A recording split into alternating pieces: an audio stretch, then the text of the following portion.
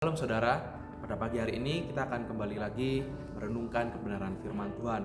Kalau kita menyadari ya, dunia akhir-akhir ini seringkali orang sudah menjadi cenderung lebih egois. Kepedulian antar sesama semakin berkurang. Mungkin kalau berita viral beberapa hari yang lalu bahkan ada orang yang ngeprank memberikan bantuan tapi isinya sampah. Nah, itulah keadaan dunia pada akhir-akhir ini. Keegoisan semakin berkembang dan kepedulian antar sama semakin berkurang. Nah, kita akan belajar pada pagi hari ini dalam kebenaran firman Tuhan. Langsung saja di dalam Lukas pasal yang ke-10. Lukas pasal yang ke-10 kita akan mulai di ayat yang ke-30. Jadi kisah yang mungkin sudah nggak asing lagi bagi kita tentang orang Samaria yang baik hati. Langsung saja dalam Lukas pasal yang ke-10 ayat yang ke-30. Saya akan bacakan buat kita semua. Lukas pasal yang ke-10 ayat yang ke-30, saya bacakan. Jawab Yesus, adalah seorang yang turun dari Yerusalem ke Yeriko.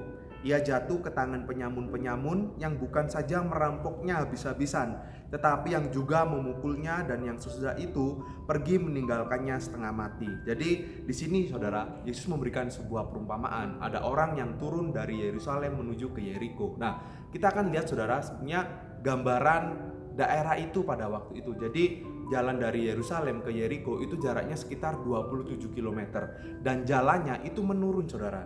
Nah, dan pada waktu itu di samping-samping jalan ini itu banyak batu-batu kapur yang besar. Nah, di setiap tikungan saudara, itu batu-batu kapur ini itu banyak perampok, banyak penyamun yang ada di belakangnya saudara.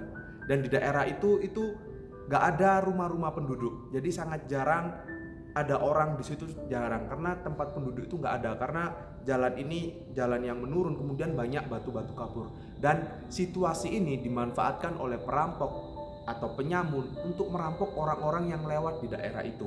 Nah, maka dari itu saudara, zaman itu jalan ini terkenal dengan nama jalan darah. Kenapa? Karena banyak sekali perampokan, karena banyak sekali tindakan kriminal yang terjadi di daerah itu. Nah, di kisah ini saudara, kita bisa belajar dari apa yang disampaikan Yesus. Ada orang yang melewati daerah itu dari Yerusalem menuju ke Yeriko, dan benar seperti kisah-kisah yang ada pada waktu itu, terjadi perampokan di situ. Saya akan bacakan sekali lagi di ayat ini saudara. Adalah seorang yang turun dari Yerusalem ke Yeriko. Kita lihat, ia jatuh ke tangan penyamun-penyamun yang bukan saja merampoknya habis-habisan, tetapi yang juga memukulnya, dan yang sudah itu pergi meninggalkannya setengah mati. Lah, dari apa yang disampaikan Yesus saudara, kita nggak tahu orang ini kaya atau miskin, kita nggak tahu saudara. Tapi yang pasti orang ini barang-barangnya semuanya diambil oleh perampok tadi. Bahkan kalau kita sudah dengarkan tadi, orang ini dipukulin sampai hampir mati saudara. Kalau dalam terjemahan aslinya bahkan sampai ditelanjangi saudara. Kita lihat, berarti orang ini bukan saja dipukuli, bukan saja dihajar habis-habisan, bahkan dibiarkan telanjang dan hampir mati. Kita lihat situasi yang mungkin gak enak bagi orang ini saudara. Niatnya mau melakukan perjalanan, tapi di tengah perjalanan justru dihajar dan dirampok habis-habisan oleh penyamun-penyamun. Nah, kita akan belajar saudara dari orang yang menderita ini saudara, kelanjutan dari peristiwa ini. Kita akan melihat dua contoh dan kita akan belajar mana yang baik yang harus kita tiru. Selanjutnya di ayat yang ke-31, ketika orang ini sudah tergeletak gak berdaya, sudah hampir mati dan telanjang, kita lihat di ayat yang ke-31, kebetulan ada seorang imam turun melalui jalan itu. Ia melihat orang itu, tetapi ia melewatinya dari seberang jalan. Ayat yang ke-32, demikian juga seorang Lewi datang ke tempat itu. Ketika ia melihat orang itu, ia melewatinya dari seberang jalan. Kita melihat contoh yang pertama saudara, dari imam dan Lewi. Kenapa? Kalau ayat yang kita baca tadi saudara, imam dan Lewi ini saya jadikan satu saudara. Imam dan Lewi ini ketika lewat di ayat tadi saudara, imam dan Lewi ini lewat di jalan itu. Jalan mana? Jalan di mana orang tadi dipukulin saudara. Di jalan yang sama. Ketika imam dan Lewi ini melewati jalan itu, dikatakan di ayat ini mereka melihat orang itu saudara. Imam dan Lewi itu melihat orang yang menderita tadi saudara. Udah lewat di jalan yang sama, melihat orang yang butuh pertolongan, apa tindakannya saudara? Tetapi ia melewatinya dari seberang jalan. Ngeri saudara ya. Dia tahu ada orang yang membutuhkan pertolongan, Dia tahu ada orang yang menderita, tetapi lebih memilih jalan yang lain, saudara. Melewati seberang jalan itu. Kita lihat, saudara. Dan ini sepertinya terjadi di dunia di mana kita tinggal sekarang ya, saudara. Banyak orang yang sepertinya tampak rohani, kan Imam dan Lewi, saudara, orang yang agamawi, orang yang sepertinya rohani, tapi kita lihat mereka nggak peduli sama sesamanya, saudara. Kalau boleh jujur, mungkin banyak juga sekarang, saudara, seperti itu. Terlihat agamawi, terlihat rohani, tapi nggak ada simpati, nggak ada rasa peduli sama orang lain. Nah, ini contoh yang pertama. Tapi kita akan lihat di contoh yang kedua, saudara. Di ayat yang ke-33, saya bacakan. Lalu datang seorang Samaria yang sedang dalam perjalanan ke tempat itu, dan ketika ia melihat orang itu, tergeraklah hatinya oleh belas kasihan. Kita lihat contoh yang kedua adalah orang Samaria, saudara. Orang Samaria itu pada waktu itu bermusuhan sama orang Yahudi, dan Yesus mengambil cerita tentang orang Samaria, saudara. Kita lihat, dan orang Samaria ini, saudara, sama melewati jalan yang sama yang dilalui oleh Imam dan Lewi tadi, dan di situ ada orang yang menderita. Dan kita lihat dari ayat yang sudah kita baca, ketika ia melihat orang itu, orang yang dipukulin tadi, saudara, tergeraklah hatinya oleh belas kasihan. Wah, keren, saudara, ya. Ketika melihat orang yang butuh pertolongan, ketika melihat orang yang menderita, orang Samaria ini tergerak oleh belas kasihan.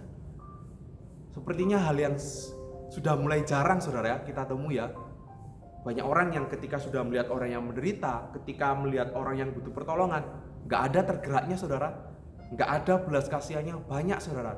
Tapi kita mau belajar dari orang Samaria ini, saudara. Ketika melihat orang yang butuh pertolongan, ketika melihat orang yang menderita, hatinya tergerak oleh belas kasihan.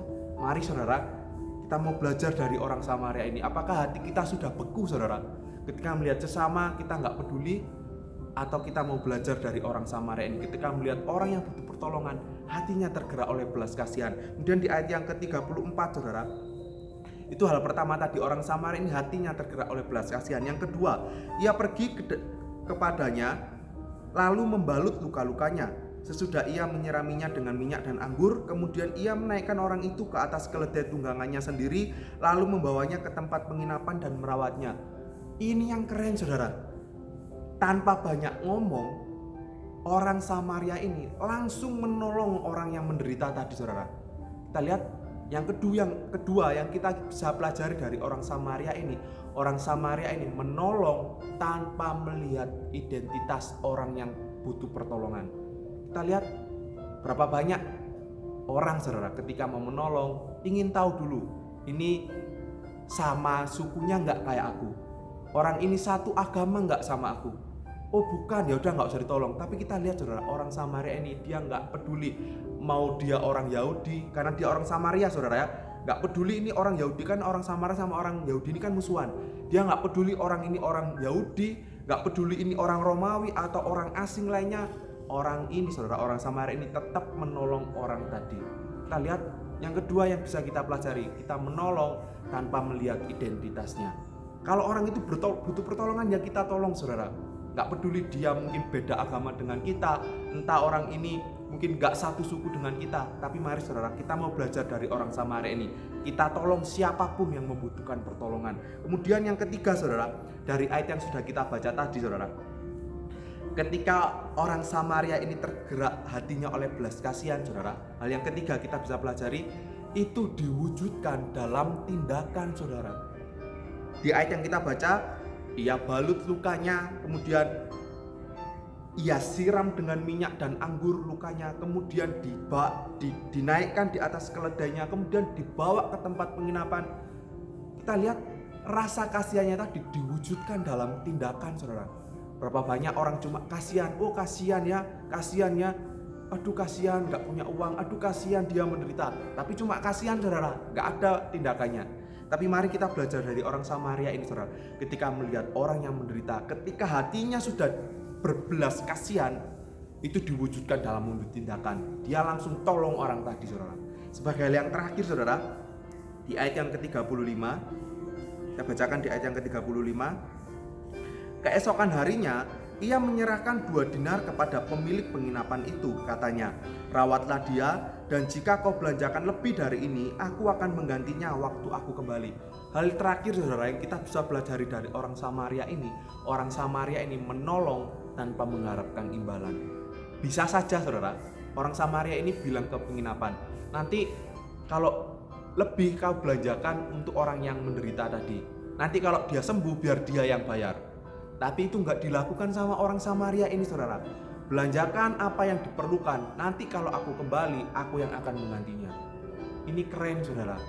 Bagaimana kita belajar menolong orang lain tanpa mengharapkan imbalan. Kita lihat saudara, mari kita di tengah keadaan yang sulit saudara. Pada akhir-akhir ini ya kita nggak bisa pungkiri saudara.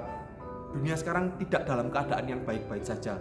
Tapi justru di dalam keadaan yang tidak baik-baik ini, banyak orang yang membutuhkan pertolongan, banyak orang yang membutuhkan uluran tangan kita. Apakah kita cuek seperti Imam dan Lewi tadi? Apakah kita mau menjadi orang Samaria yang baik hati? Hati kita tergerak oleh belas kasihan, tapi juga diwujudkan dalam tindakan dan tidak mengharapkan imbalan.